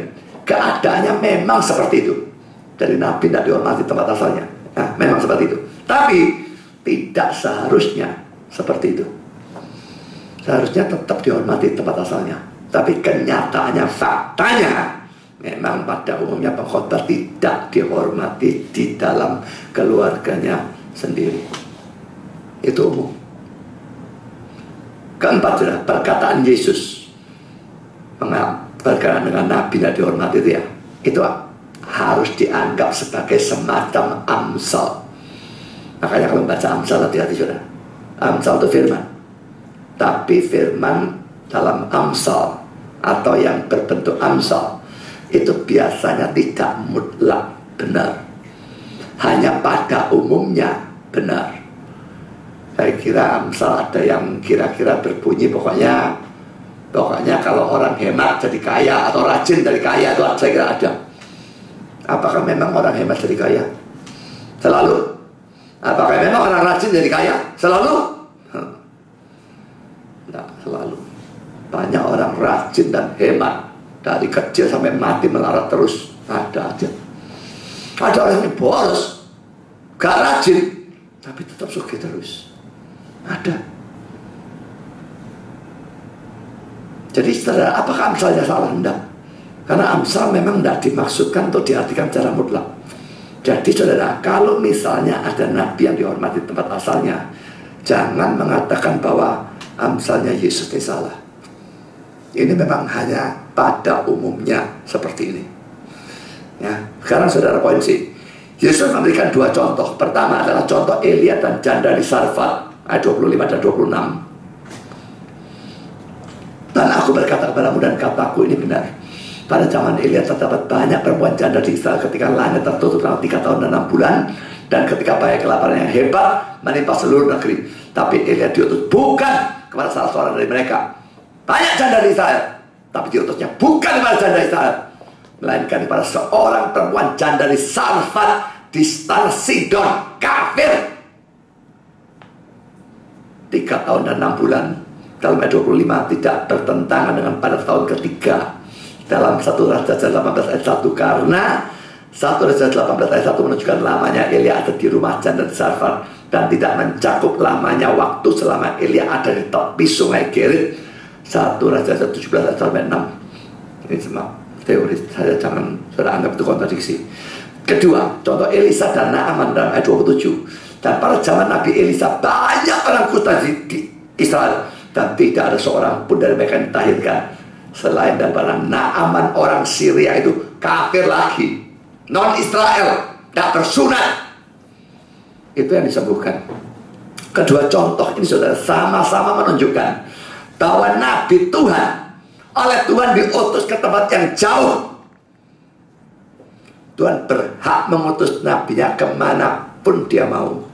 Apakah ke tempat yang dekat, di tempat asalnya sendiri, atau tempat yang jauh. Yunus diutus ke tempat jauh. Dah, kafir, beno. Diwantem ya habis-habisan dia. Tidak mau kok, enak. Aku mengutus kamu ke jauh, ya pergi ke jauh. Aku mengutus kamu dekat, pergi ke dekat. Kita peranan di mana? Itu semua tergantung kehendak Tuhan. Kedua contoh ini terjadi karena yang dekat itu brengsek. Makanya tidak ada janda kepada siapa Elia diutus, tidak ada orang kusta kepada siapa Elisa diutus.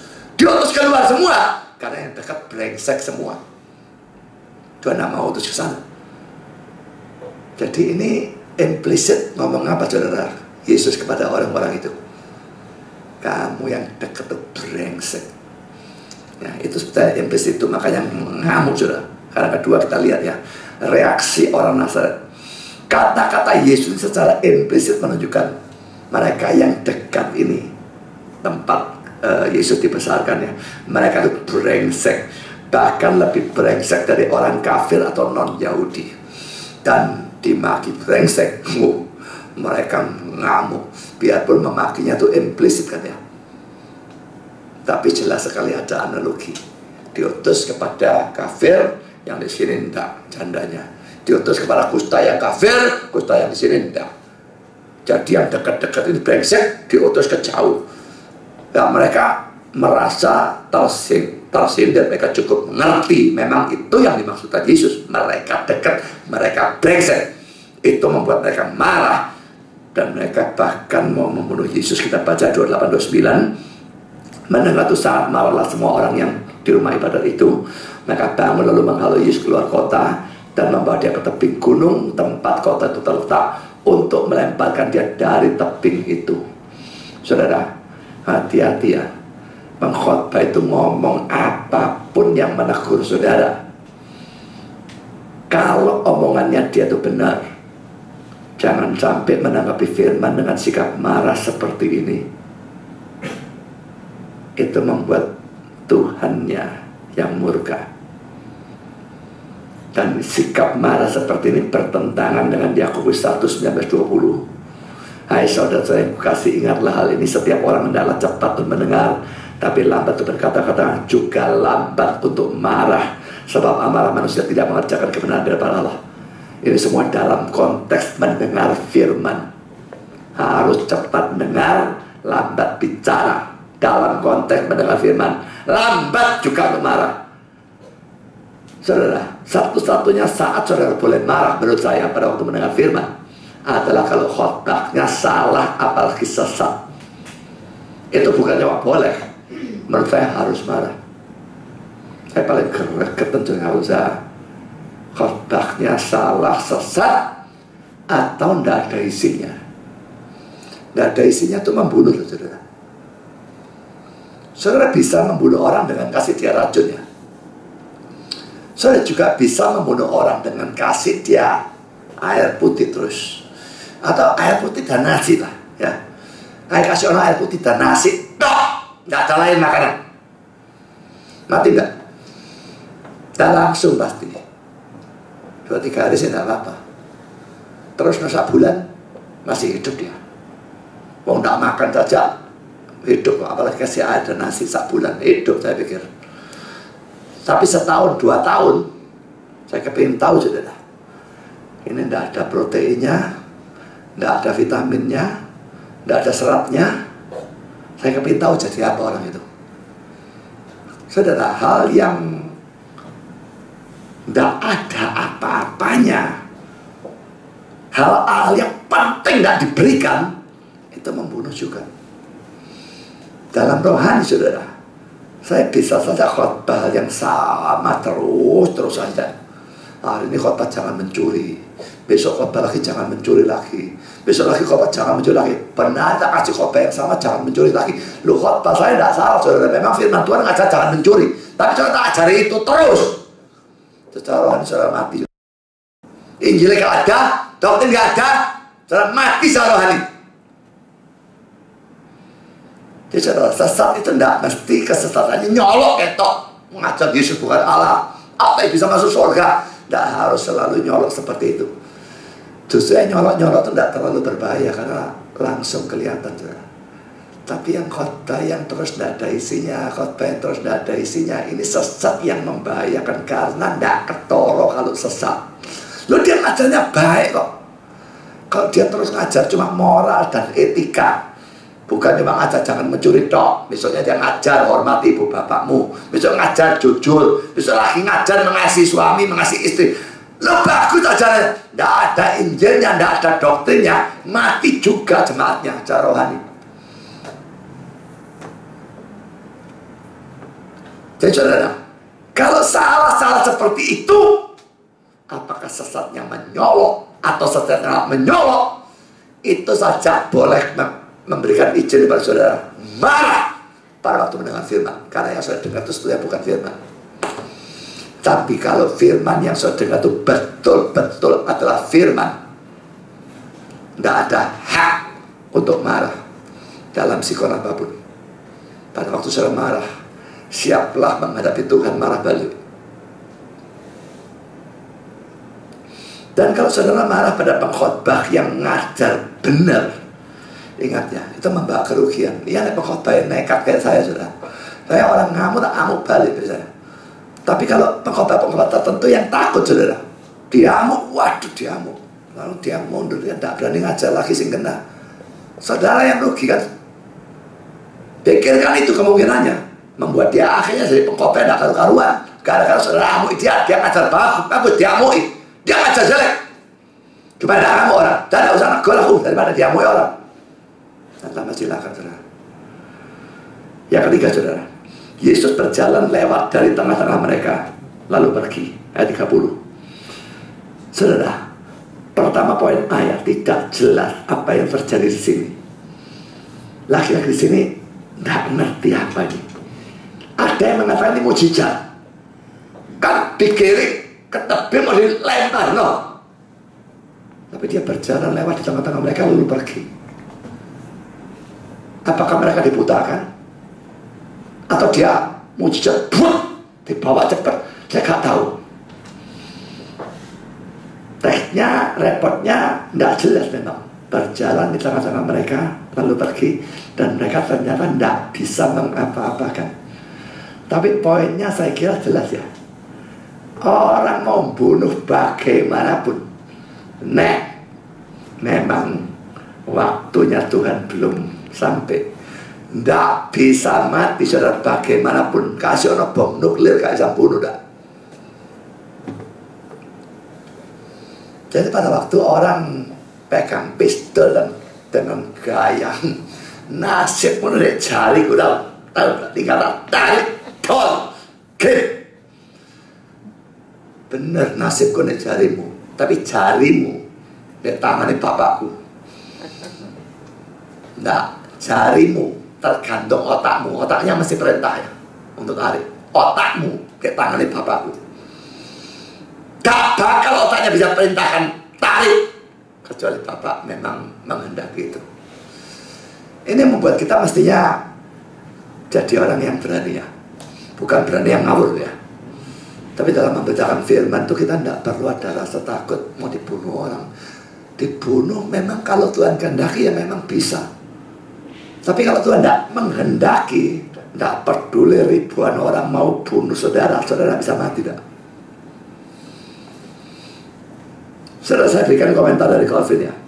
Contoh ini mengajar kita bahwa sekalipun musuh-musuh kita menang dan hidup kita kelihatannya ada dalam tangan mereka, tapi kuasa Allah akan selalu menang dalam menjaga kita selama Ia masih menginginkan kita dalam dunia ini.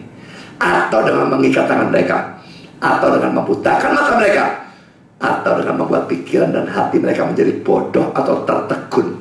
Lalu Jawanya ketenggengan. Yesusnya lewat ketenggengan sama dari apa-apa. Saya tidak tahu apa yang terjadi. Dibutakan atau dibikin tidak bisa goyang. Saya tidak tahu apa yang terjadi. Tapi mereka mau bunuh. Dan Yesus lewat gitu saja. Mereka tidak bisa lakukan apapun. Poin B, saudara. Sedikit pun tidak terlihat bahwa Yesusnya takut. Tidak ada belas. Dia tidak takut belas. Pada waktu dicobai oleh setan untuk meloncat dari hubungan baik Allah berdasarkan Mazmur 91, 11 dan 12 yang kita bahas pada minggu lalu, Yesus menolak. Tapi sekarang memang merupakan waktu yang tepat bersandar pada Mazmur 91, 11 dan 12. Dan Yesus melakukan itu.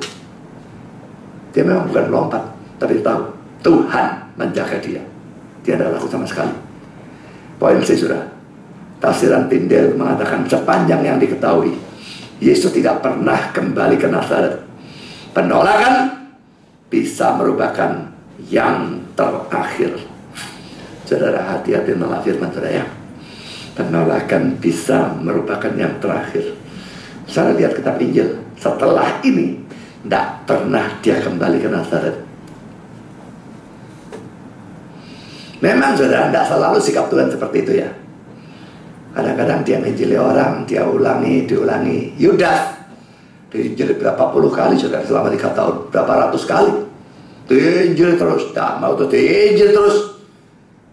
Tapi kadang-kadang diinjili sekali, tolak. Cukup, mandek, tak tarik. Tuhan berhak yang manapun bersikap, yang manapun boleh. Itu kedaulatannya dia saudara. Jadi hati-hatilah sikap saudara firman saudara tolak. Tuhan bilang cukup, kamu tidak kasih lagi, mati saudara. Sekarang poin yang kelima, apa yang bisa kita belajar dari sini? Pertama saudara, sikap mereka terhadap Yesus atau pemberita firman berkembang makin lama makin jelek. Dan ini sesuatu yang sangat perlu diperhatikan ya. Kita lihat ayat 15, 22, 28, 29. Sementara itu yang mengajar di rumah-rumah ibadah di situ dan semua orang memuji dia. Ayat 22, dan semua orang itu membenarkan dia. Tapi kita sudah lihat ya, membenarkan berarti itu terjemahan salah. Dan mereka heran akan kata-kata yang indah yang diucapkannya. Lalu kata mereka, bukankah ia anak Yusuf? Mendengar itu sangat marahlah semua orang. Ayat 28, yang di rumah ibadat itu, mereka bangun lalu menghalau Yesus keluar kota, bawa dia ke tepi gunung tempat kota terletak untuk melemparkan dia. Sikapnya tambah lama tambah buruk. Pertama muji, biar kamu tidak percaya tapi muji. Tapi lalu yang membenarkan tadi sukar diartikan heran. Lalu ngomong, bukankah dia anak Yusuf? Ini sudah negatif sebetulnya. Anak Yusuf koncoku mainan, ngaku Mesias. Ini sudah jelas seperti itu maksudnya. Tapi ada 28 marah, bangun, wah halau Yesusnya. Bayangkan saudara, Yesus Tuhan dia tuh dihalau, digiring kayak giring petik lah, anjing lah, diusah terus sampai tebing mau dilemparkan. Tapi saudara, Tuhan kok mau dilemparkan, memang belum waktunya, nggak bisa saudara. Ya jalan dok lewat bus hilang. Tapi saudara, saya tekankan saudara, pikirkan sikap mereka yang makin lama makin jelek ini perlu diperhatikan ya. Karena perhatikan dan jaga sikap saudara terhadap si pemberita firman. Yesus ini suci murni saja, orang bisa punya sikap jelek. Apalagi pemberita-pemberita firman yang saat ini saudara, ini orang biasa semua. Kita orang yang dari sononya sudah buruk, lahir dalam dosa. Tidak bisa tidak. Pemberita firman manapun lah, ngomong kosong yang enggak, mesti banyak elek. Dan kalau suatu kali saudara melihat eleknya, jaga sikap saudara. Dia tetap pemberita firman, pokoknya dia pemberita firman yang benar. Maka selalu perhatikan. Ingat saudara, setan itu selalu ingin berusaha ya, membuat saya tidak senang kepada si pemberita. Kalau itu saya turuti, iya dilihat-lihat Pak Budi dia kok menjeno ya. Lah itu berkembang makin lama makin buruk. Maka saudara akan sukar mendengar firman dari saya.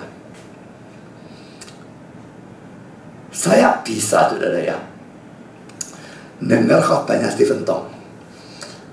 Biarpun ada hal negatif yang saya sangat tidak senang dari dia, dan biarpun dia yang memecat saya dari GRI dulu, secara pribadi ada ganjelan, terus terang ada kejengkelan tertentu.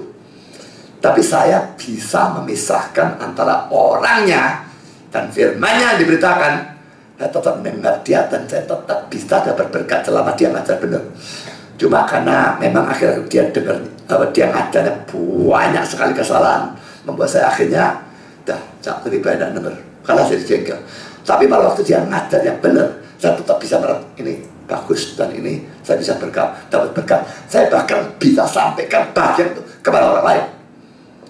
Cuma nggak gampang lakukan seperti yang saya lakukan. Tidak banyak orang bisa lakukan seperti itu. Biasanya nggak senang orangnya, nggak senang beritanya. Itu mayoritas manusia. Dan karena itu berbahaya sekali kalau saya tidak senang kepada si pemberita firman. Dan sikap itu harus diatasi, entah bagaimana caranya. Minta ampun kepada Tuhan, dan minta dia menolong saudara mengasihi pemberita firman, supaya bisa mengasihi firman yang diberitakan. Tapi yang jelas harus menjaga sikap saudara terhadap pemberita firman. Karena poin kedua, orang yang kelihatannya rindu firman belum tentu betul-betul rindu firman. Ayat 20 menunjukkan bahwa mereka kelihatannya rindu firman, tapi pada waktu firman diberitakan tidak sesuai keinginan mereka, mereka ngamuk. Lihat ya, ayat 20, 28-29. Kemudian ia menutup kitab itu, memberikannya kembali pada pejabat. Loh, kenapa kalau kita balik belum selesai khotbah? Mungkin saudara, itu gulungan itu mahal sekali ya. Ya dibawa-bawa tambah cepat hancur. Mari baca di Paleno. Tapi ya khotbah pasti harus didasarkan pada ayat itu ya. Lalu saya perhatikan, lalu duduk, dan mata semua orang dalam rumah ibadat tertuju kepadanya. Semua melihat. Kelihatan rindu atau enggak? Ya. Tapi setelah dia khotbah dan ngomong dialog dan sebagainya, ayat 28-29, ngamuk, wawun, halau, Yesus mau lemparkan dari tebing dan sebagainya. Jadi sebetulnya mereka rindu atau enggak rindu?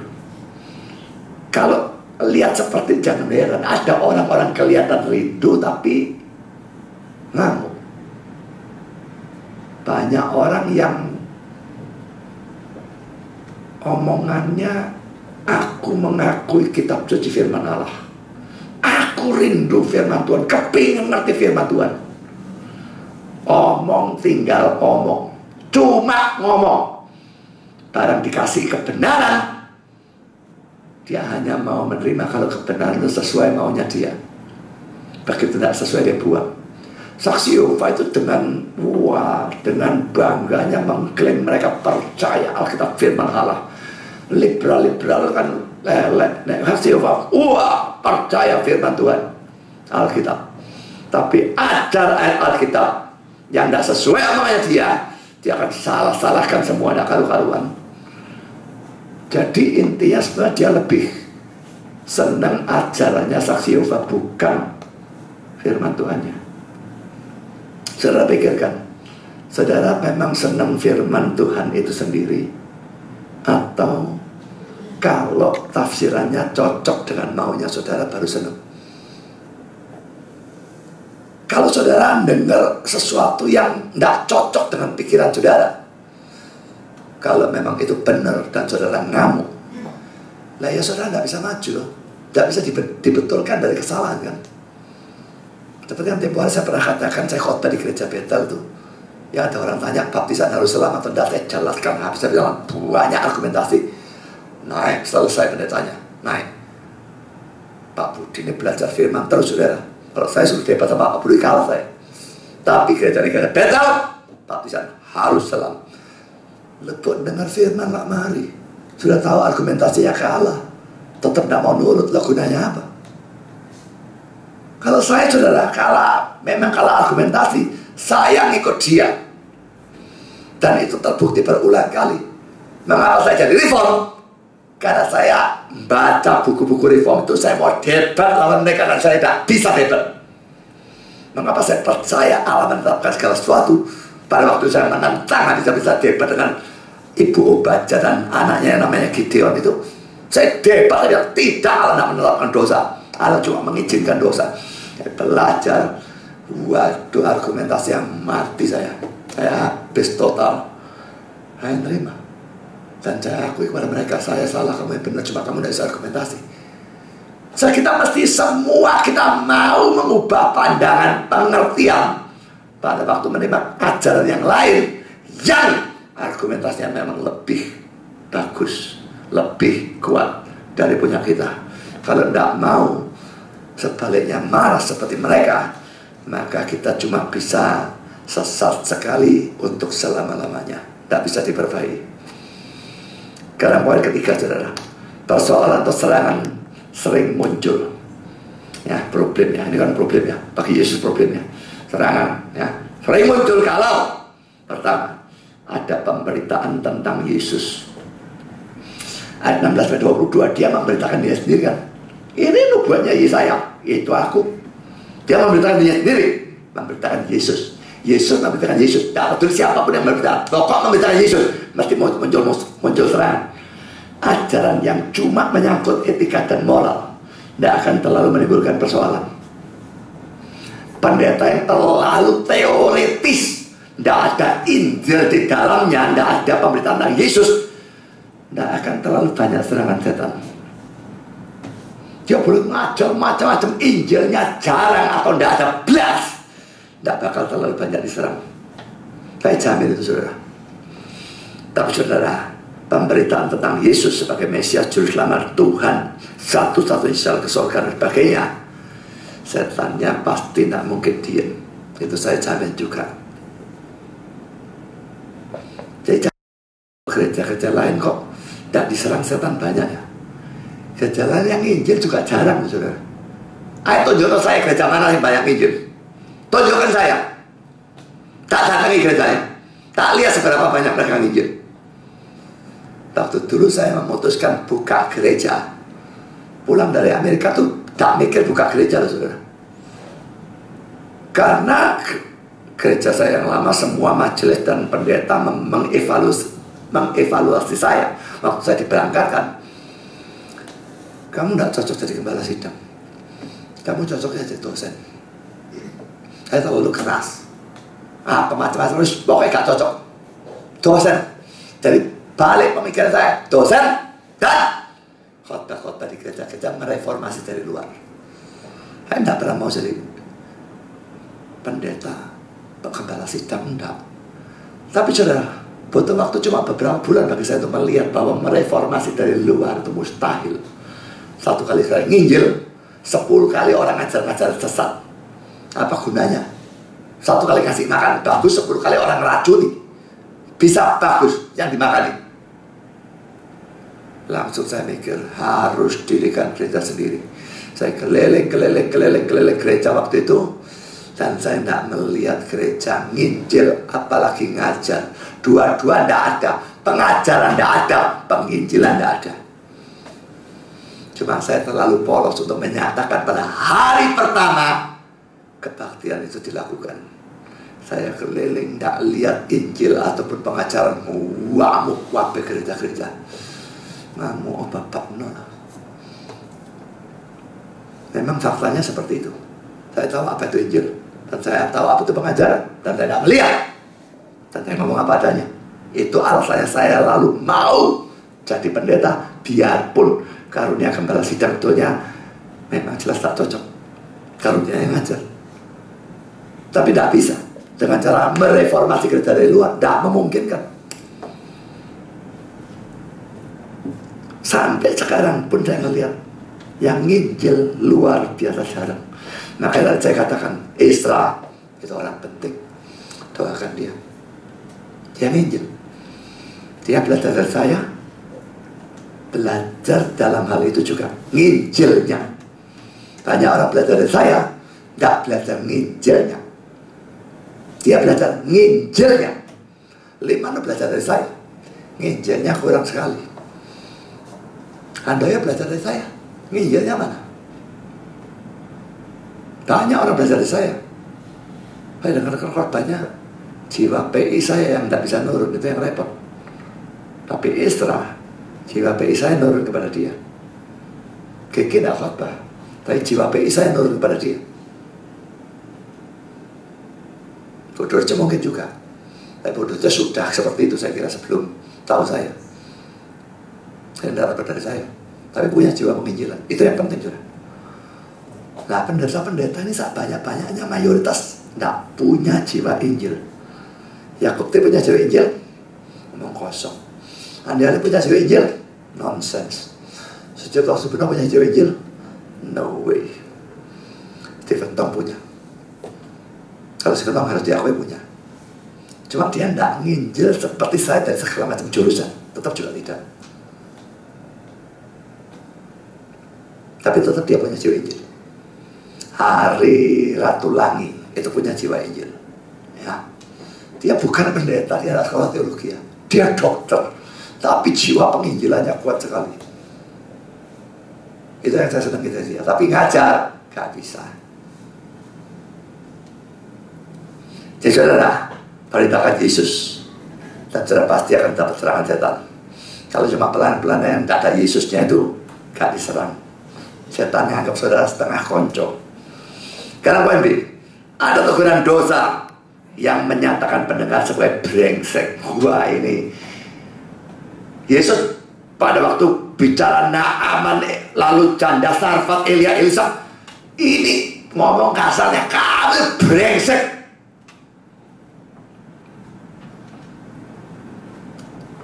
Karena teguran dosa menyatakan kepada pendengar kebejatan mereka, menyalahkan dosa-dosa mereka. Biarpun itu memang benar, seringkali membuat orang marah, saudara. Mereka Cina, tapi mereka tidak mau dikatakan pecina.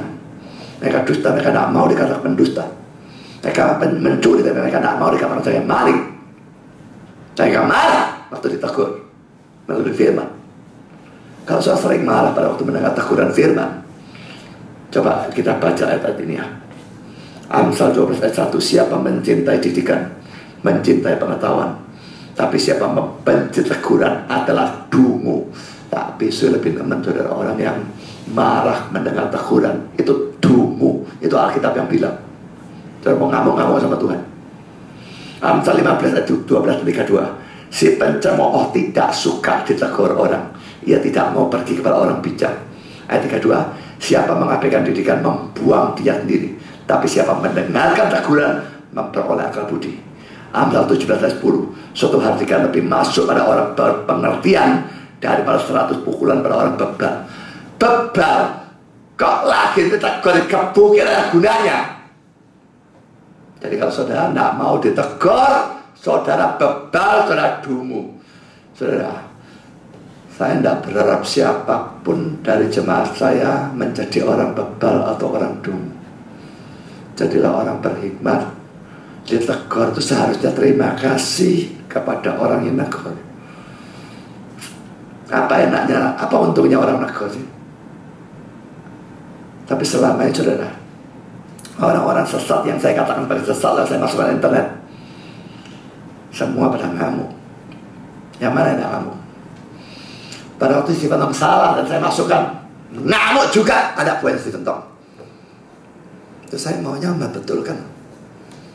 Yang tentang manusia Yesus itu kekal atau tidak kekal itu omongannya GKA saya masukkan. Ruslan telepon saya ngomong baik-baik, Ruslan tidak masalah bagi saya. Tapi yang seperti Jerman, ya, yang pendetanya Cahaya deh, saya tidak mau ngomong itu pendetanya dia. Pendetanya saya Pak Budi kok. Tapi dia tidak pergi sini karena kejauhan dan sebagainya. Dan keluarganya suka dibawa. Anaknya 3, gimana naik sepeda motor 1. Nah tapi Jerman tuh GKA di daerah Darmo Satelit sana, saya tidak ngerti persisnya di mana. Saya pernah ke gerejanya bolak-balik, tapi saya pernah ingat jalannya. Ngamuk. Cahaya saja yang memasukkan tulisan saya ke web itu tak disopok belas. Kok sayanya lagi?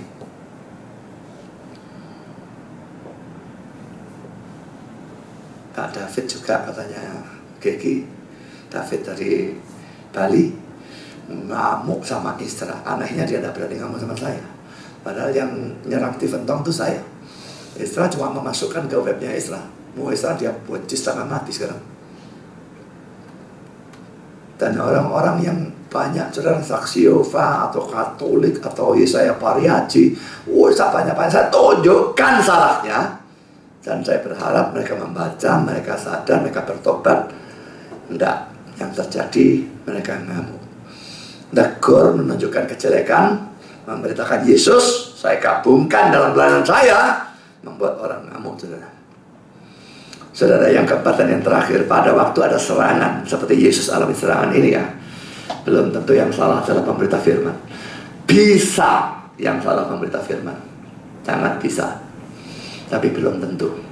Dan kalau pemberita firman tidak salah, dia tidak boleh mundur karena ada serangan.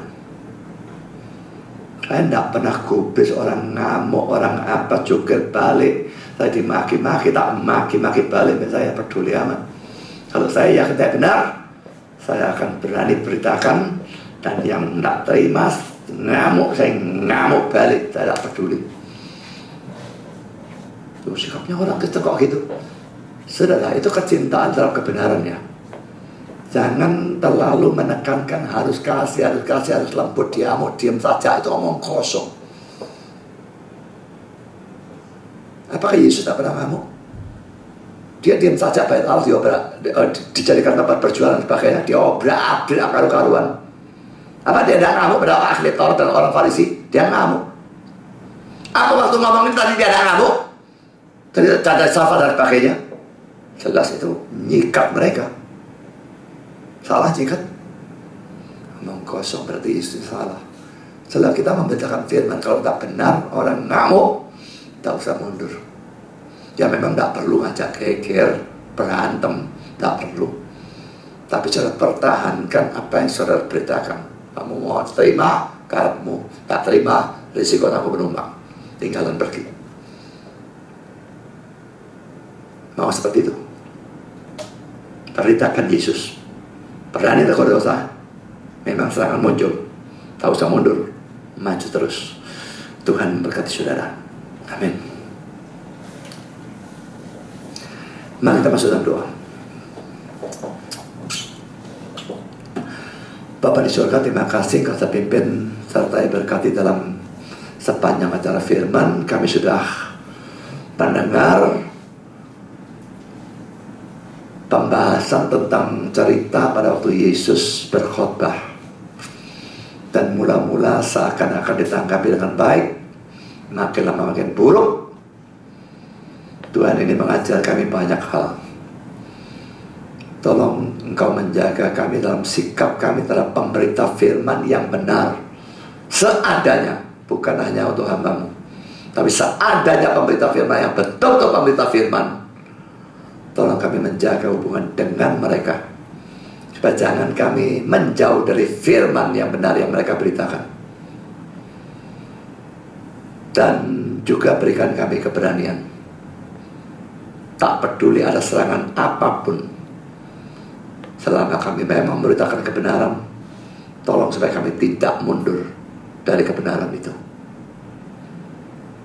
Banyak hal lain yang kami pelajari, biarlah Engkau menerapkan kepada kami pribadi, dan menolong kami semua menanggapinya pada saat hal itu memang dibutuhkan. Terima kasih Bapa, dan kami berdoa.